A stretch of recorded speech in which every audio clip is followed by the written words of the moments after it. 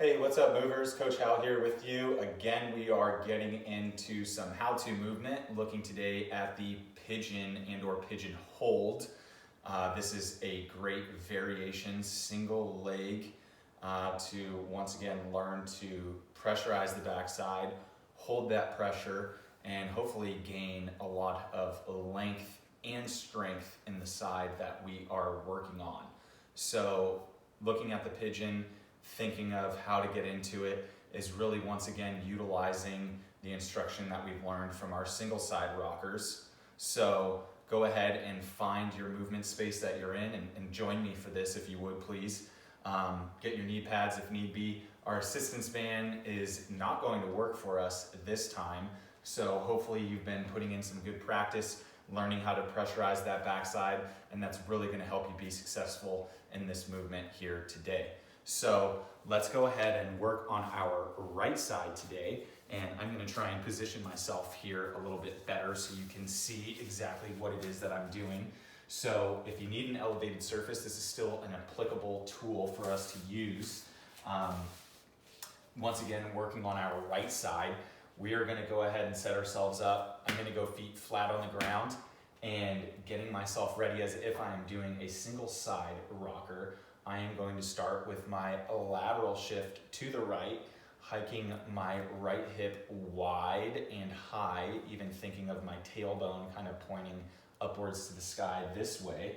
Once I go as far as I can go, feeling that pressure in that right side of my hip, I'm going to take my feet from a 6 o'clock position and now move them over to 7 or even 8 o'clock.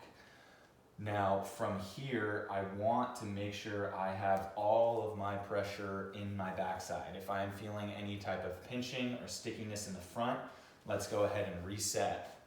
Get ourselves onto an elevated surface so we can bypass whatever is going on here in the front side.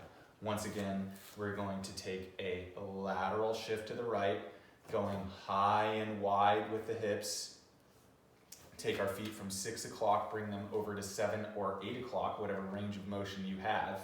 And from this space and area that we are holding, we should have the vast majority of our pressure in the side of our hip and into the hamstring. If you are feeling pinching in the low back area, let's get a slight tail tuck, still holding a small curvature of the low back, but really building more pressure into the hip and into the hamstring.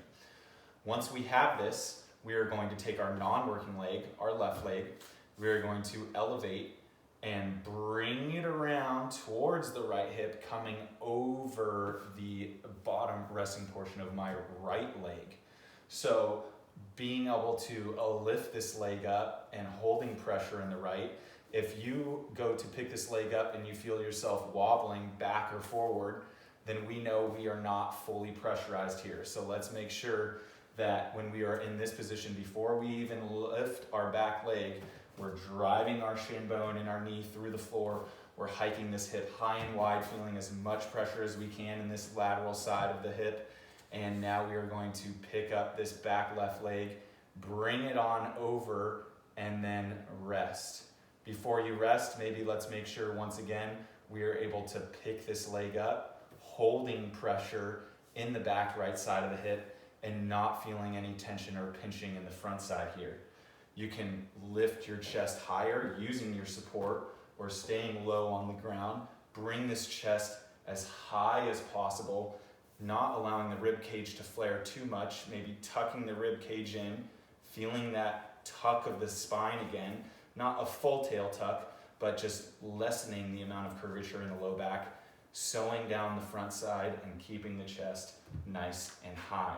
You should feel a lot of pressure building up in the right outside portion of your hip at this point.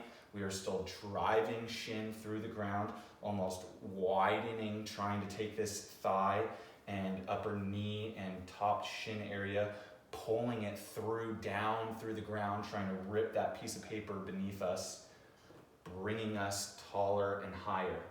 In this position, you can hold your left hand on your elevated surface, take your right hand, pack the elbow and the shoulder back, slight side bend, and this portion of the spine and the shoulder and the elbow pulling back, should assist in this hip coming back and further. We are trying to lengthen as much as we can through this hip and through the hamstring, pulling everything back and high and keeping our chest tall. Breathing is important here.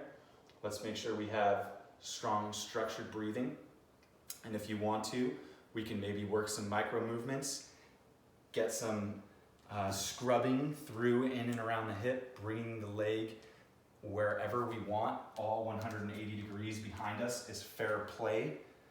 And let's get into wherever we feel we need the most work. We can scrub out here, work and play.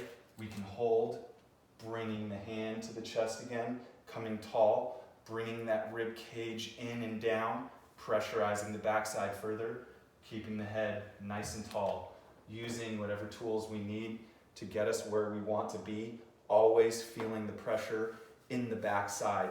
Strength and length is happening here. We don't want too much in the low back, and we certainly don't want anything pinching in the front. When you're here, you can hold and breathe. Once again, we can scrub micro movements. Whenever we are done, we want to slowly take ourselves out of this position and come back and reset into whatever it is we're doing next. Be careful, that is a position where we are activating the muscle groups while stretching them. It's a very powerful movement, but we want to be careful as we come out, not to be too jerky with it. Let's go ahead and just for the sake of it, let's get into that left side. Let's make sure we're covering all of our bases here and understand what it is that we're looking for and what we want to do.